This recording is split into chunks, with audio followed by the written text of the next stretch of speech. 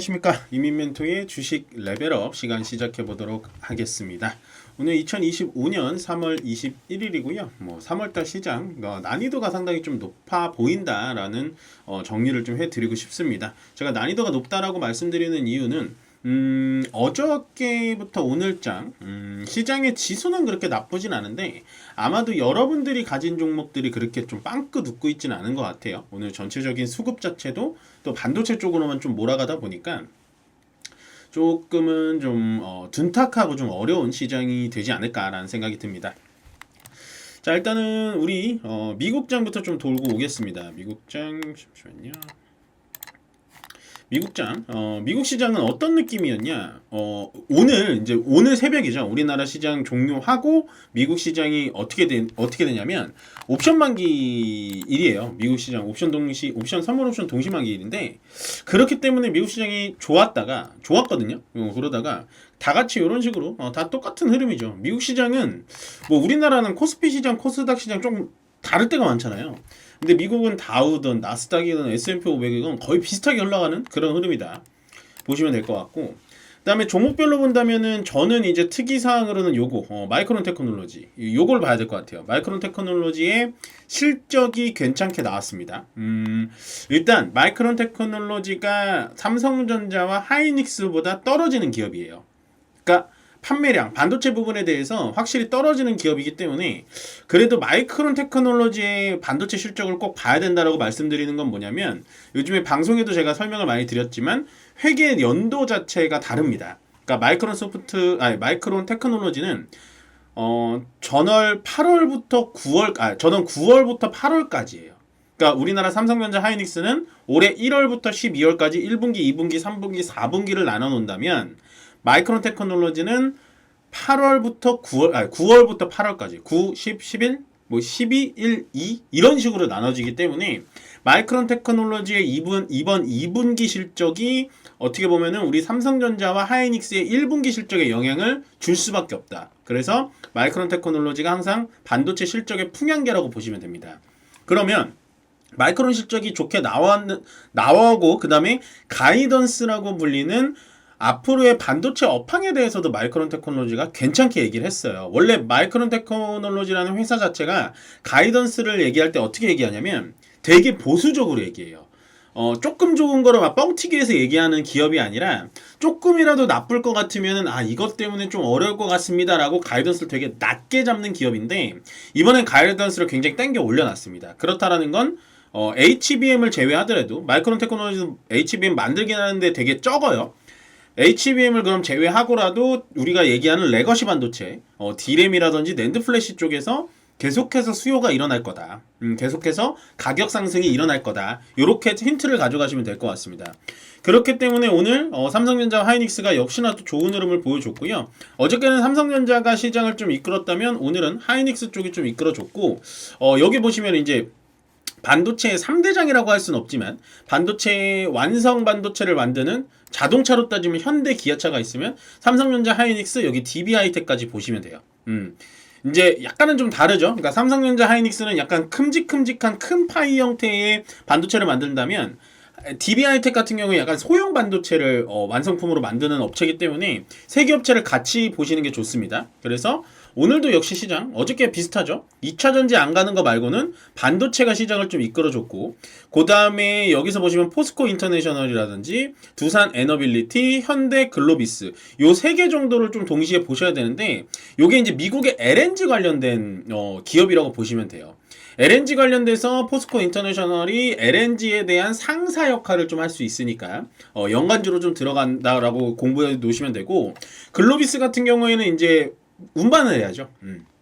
운반을 해야 되기 때문에 관련주. 그 다음에 두산 에너빌리티는 역시나 LNG 뭐 이런 거 하면 결국에는 이제 원자력 쪽으로 많이 좀 무게감이 좀 실리긴 합니다만은 LNG 건설 쪽에서도 두산 에너빌리티가 좀 들어갈 수 있다 정도로 체크를 해주시면 될 것 같습니다. 그래서 딱히 오늘도 재미있는 시장은 아니에요. 왜냐면 삼성전자와 SK 하이닉스 쪽으로 돈이 몰리다 보니까 나머지 섹터들은 다 보합 아니면은 그냥 1% 이내 상승 정도기 때문에 크게 재미는 없고, 저는 이제 이게 유튜브 방송이니까 좀 얘기를 드리고 싶은 건데, 이 하나그룹에 대해서 좀 말씀을 드리고 싶습니다. 요게, 여러분들 정말 이거를 오해하지 않고 들으셨으면 좋겠는데요. 저도 이런 얘기를 하면서 좀 조심스럽긴 합니다만은, 제가 이 하나 에어로스페이스를, 아마 주챔쇼에서 한 70만원대인가요? 네, 70만원대에서 요때 상담을 했을 거예요. 아마 저를 이제 제 방송을 따라서 보시는 분들은 이걸 보셨을 텐데, 근데 이제 그분이 아마도 뭐 72만원인가에 사셔가지고, 한번 팔았다가 다시 70만원짜리에서 샀는데, 제가 팔라 그랬거든요, 이거. 반대오면 팔아라. 근데 아마도 안 파셨을 거예요. 왜냐면 제가 상담하고 조금 안 움직이다가 갑자기 이날 한 6% 올랐어요. 고가가 7%니까. 그 다음날 더 올랐고 그 다음날 또 올랐습니다. 그러면 사람이 욕심이라는 게 이게 80만원까지 보게 되거든요. 아, 팔자 앞자는 바꾸겠지. 근데 그러다 보니까 오늘 무슨 얘기가 나왔죠? 유상증자 3조 6천억 원. 굉장히 큰 금액입니다. 그러니까 유상증자가 무조건 나쁘다 좋다라고 말씀드리긴 어려워요. 그게 무조건 유상증자는 악재입니다 얘기 드리기는 너무나 어려운데요.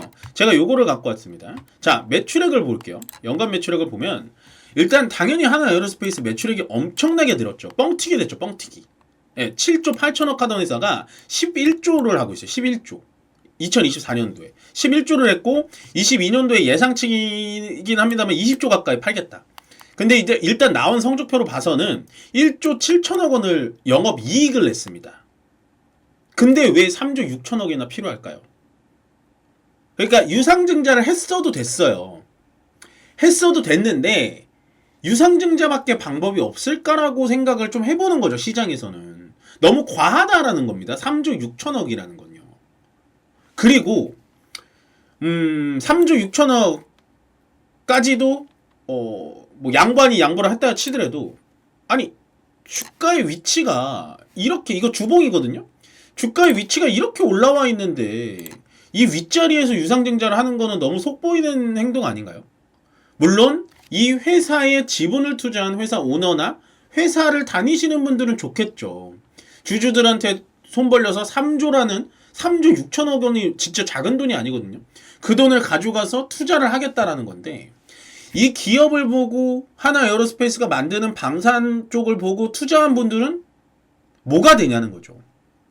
그래서 저는 이 종목을 상담한 그분이 갑자기 너무 생각이 나더라고요. 그분은 얼마나 제 생각을 하고 있을까라는 생각을 했습니다. 그래서 좀 너무 안타까운 마음이 좀 저는 많이 안타까워요. 굳이 이게 K 증시인가라고 싶을 정도로 국내 증시는 이래서 고점에 올라오면 더 갈 수 있거든요. 사실 하나에어로스페이스 되게 분위기 좋거든요. 근데 고점에선 항상 제가 팔려고 하는 이유가 바로 이런 거예요. 유중을 때려버리니까. 네, 왜냐면 주가가 고평가 나 있잖아요. 그러면 주주들이 엄청나게 몰릴 거 아니에요. 예를 들어서 이런 거예요. 이게 어떤 심리냐면 참 이런 것까지 얘기 드리긴 참 조심스럽긴 합니다만 요 밑에 거래량 보이시죠? 자, 평소엔 거래량이 이렇게 밑에 메말라 있었습니다. 네, 메말라 있죠. 물론 그 전을 보면 아예 없었어요. 거래량이. 관심도 없었던 종목이었어요. 근데 얘가 2024년도에 들어와서 20만원 넘기 시작하면서 거래가 수수수 들어옵니다. 네, 이렇다라는 건 무슨 말이죠? 결국엔 하나 에어로스페이스에 관심들이 점점 많아진다는 거예요. 그만큼 주주들이 많이 사고 팔고를 많이 한다는 겁니다. 그러면 자, 이 기점에서 여기 딱 40만원, 50만원 넘어가는 이 시점에서 거래가 기하급수적으로 늘어나거든요. 거래가 늘어나니까 유상증자를 하는 거죠. 왜냐? 주주들이 많아졌으니까. 네. 거기까지만 얘기 드릴게요.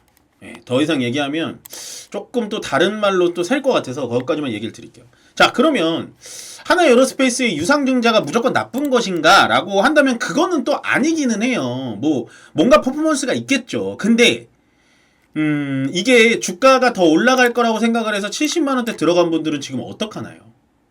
하루 만에 12%가 빠져버리는데 이게 단기간에 올라와주면 정말 좋겠지만 과연 그럴까 싶기도 하고. 왜냐면 오늘 이 거래 빠져나가는 거 보이세요? 오늘 지금 아예 다 전체적인 집계는 되지 않았습니다만 삼성전자 다음으로 지금 하나 에어로스페이스가 거래가 터지고 있어요. 가장 안 좋은 지금 위치라는 거죠. 예, 왜냐면 제가 저점에서 거래가 터지는 건 괜찮은데 고점에서 거래가 터지면서 주가가 빠지는 건요 어떻게 보면은 고점 신호일 수는 있어요. 제가 틀려서 이게 월요일부터 또 드라마틱하게 요 갭 맞으면서 갑자기 휙 위쪽으로 올라갈 수가 있습니다. 하나가 어떤 뉴스 터뜨려서. 차라리 제가 틀렸으면 좋겠어요. 이럴 때는. 근데 확률상 고점에서 거래가 터지면서 주가가 빠지면 거의 그게 고점의 경우가 많고, 이게 주가가 밑으로 떨어지게 되면 보통 2, 3년은 고생할 가능성이 되게 높다라는 겁니다. 정말 이건 저는 정말 나쁘다라고 보여줘요. 근데 하나 에어로스페이스가 빠지다 보니까 어떻게 되나요? 하나 빠지죠. 하나 12% 빠졌죠. 요것도 지금 평소에 아예 거래가 없었죠. 그냥 평생 이 박스권에서 데리고 놀던 친구가 갑자기 급등하더니 눌러줬다가 다시 지금 유증 때렸고, 그 다음에 그나마 들 빠지는 거 하나 오션. 하나 오션 2%. 그나마 버텨주는 거죠. 이런 거 괜찮아요. 아직 추세 살아있습니다. 그 다음에 뭐 하나 솔루션 이런 거 밑에 바닥에 있는 애도 얘네들은 무슨 죄로 빠지는 거예요 지금. 하나라는 이름이 달린 이유만으로. 그래서 저는 어저께 이 저녁 때 이 뉴스를 보고 너무나 좀 충격적인 부분이 아니었나. 오늘은 정말 하나 에어로스페이스만 얘기해도 1시간을 얘기할 수 있겠다. 그래서 정말 칼을 갈고 좀 들어왔지만 여기까지만 얘기 드리고요. 그 다음에 이제 코스피에는 하나 솔루션이 있었다면 코스닥에는 HLB가 있습니다. 저는 HLB는 조금 다르게 생각해요. 여러분들 다르게 생각합니다. 어떻게 다르게 생각하냐? 일단 HLB가 요때 요렇게 떨어졌을 때 있잖아요. 개파락 2번 나왔을 때 요때도 FDA 승인 불발랐을 때거든요. 요때도 보안사항 받았을 때 작년 여름에 5월 6월에 이번에도 요렇게 아예 개파락 뜨면서 하한가 나왔어요. 아마 월요일날도 또 나올 수 있겠죠. 거래 싹 빠지면서 지금 빠지거든요. 근데 이거는 하나 에어로스페이스랑은 좀 다른 거예요. 에어로스페이스는 고점에 있을 때 여러분들에게 다시 또 손별러가면서 유상증자 하는 약간은 배신행이고, HLB는요 솔직히 얘기해서 이 자리에서부터 HLB는 자사주 매입을 계속했습니다. 물론 자사주 소각을 하거나 뭐 하진 않았는데 그만큼 이번에 FDA 승인에 대해서 자신감과 용기가 있었다라는 거죠. 근데 떨어졌다는 건 HLB는 다시 도약할 힘이 있어요. 이렇게 되면 뭔가 준비를 하겠죠. 오히려 HLB는 정말 가지고 계신 주주님들에게는 조금 죄송스러운 말이지만 요거는 만약에 4만원 깨져가지고 밑으로 내려오면 오히려 기회를 잡아볼 수 있는 가능성이 있습니다. 왜냐면 리보세라님이 아직 살아있고 중국 상해제약도 아직 살아있기 때문에 저는 오히려 이런 기업은 좀 응원해주고 싶습니다. 오히려 하한가를 지금 풀지를 못하거든요. 장중에 살짝 풀었어요. 제가 아까 체크 오전 방송할 때 보셨잖아요. 장중에 살짝 풀긴 했는데 여전히 하한가 빠져나올 수가 없죠. 왜냐면 아까 제가 호가창 보니까 빠져나올 수가 없었습니다. 그래서 만약에 HLB를 물려 계신 분들은 기다리셔야 돼요. 이거는 도망갈 필요는 없어요. 도망갈 정도는 아닌 것 같아요. 물론 정말 FDA 승인 뼈 아픕니다만은 일단은 약간 이렇게 생각하면 되죠. 어쨌든 진영곤 회장님도 요 위쪽에서 다 샀잖아요. 8만원짜리에서. 이게 같이 물려 있는 거예요. 같이 물려 있는 겁니다. 동고동락 해야죠. 그러다가 얘가 4만원 정도 내려오면 그때 추가 매수 생각을 좀 해봐야 될 것 같아요. 그러니까 주식이라는 건 내가 사서 이렇게 하한가 맞고 내가 사서 떨어질 수도 있어요. 여러분들 언제나 그럴 수 있는 게 주식이에요. 전 정말 용기를 드리고 싶은 전문가로서 그럴 수 있거든요. 근데 그거를 어떻게 해결하고 어떻게 다시 고쳐가지고 뚫고 나올 수 있는 게 실력인 거예요. 주식이 올라가는지 내려가는지 심지어 전문가인 저도 못 맞춥니다. 저도 사서 물릴 때 많아요. 근데 그 물려가지고 추가 매수를 해서 어떻게 빠져나오는지는 제가 정확하게 알고 있으니까 HLB 같은 경우는 일단 꼭 쥐고 계셨으면 좋겠다. 전 좀 정말 대한민국 국민으로서 이런 기업들은 좀 응원을 해줘야 된다고 생각합니다. FDA 실패 났는데 불발 났는데도 또 도전하잖아요. 아마 이번에도 또 도전할 겁니다. 저는 그렇게 생각하기 때문에 물론 HLB 가지고 계신 분들에게 정말로 좀 마음 아픈 얘기지만 좀 힘내시고요. 우리 증시 오늘은 좀 쉬어가는 형태고 아마 4월 초까지 트럼프 대통령이 상호관세까지는 계속해서 증시는 이런 식으로 흘러갈 가능성이 높습니다. 그렇다고 급락이 나올 것 같지는 않으니까요. 일단은 요즘 좀 증시 재미없더라도 좀 버티는 여러분들이 되시길 바라겠습니다. 고맙습니다.